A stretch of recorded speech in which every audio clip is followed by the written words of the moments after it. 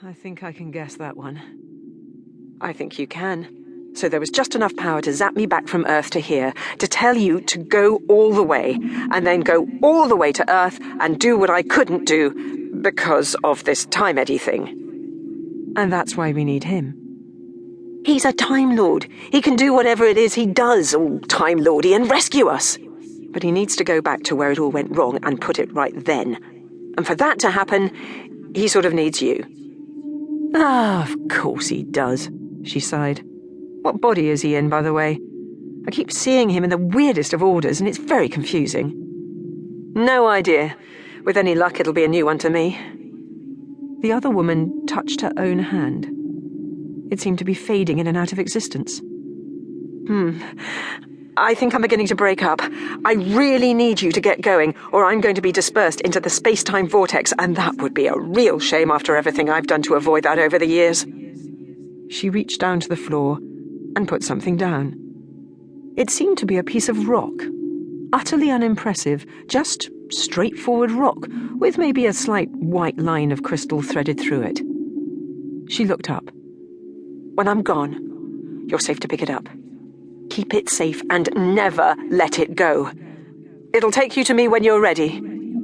And how will I know when that will be? It reads, signatures, biological signatures. Once everyone that it knows needs to be here, whoosh, your journey begins. Okay. And again, I ask, how will I know when that time comes? You won't. So keep it with you and be prepared. I imagine it will be very soon, though. 'Cause, life's like that. I can't tell you anything more than that. Of course. I know how this works. Sort of. Maybe. Now, look. Listen, if this all goes well, there's something else I need you to do for me. Well, for us, I suppose. Which is? Break the first law of time. Completely and utterly. Why would I do that? It'll all become clear eventually, I hope. Now then, I think that's everything I need to say. No, you haven't said anything. Well, nothing that makes sense. You have to tell me about... Sorry, I have to go, or I'm going to completely dissipate, and I'd rather try and hold myself together till you get here and put things right. She nodded. Okay, you pop back to the future. I've always wanted to say that too, and I got it right. And I'll make sure it all goes to plan here. She peered closer. How far from the future are you, anyway? Not much. Why? You look older than I remember. Cheeky cow. And the other woman vanished. You know what? There are days when I just hate my life.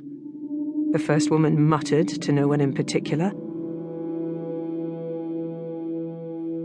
Elsewhere in the universe, things were coming into alignment.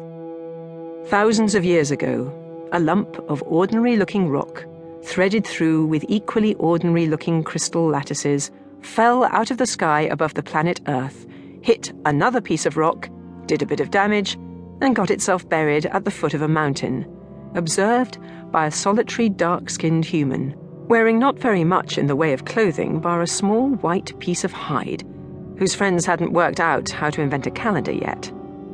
In the early 20th century, by which time the planet's indigenous population had worked out how to make calendars and use them quite frequently, a German amateur archaeologist and his family were getting off a ship at the port of Sydney, New South Wales, Australia.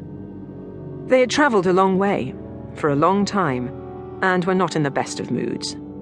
The man was nervous, always looking over his shoulder. The woman was just angry at everything.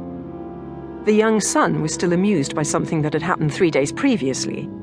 He had started an argument with an English child aboard the ship about some toy soldiers the Englander owned, and, having lost the argument, proceeded to pick up the victor's toy soldiers and throw them overboard, where they rapidly sank to the bottom of the South Pacific.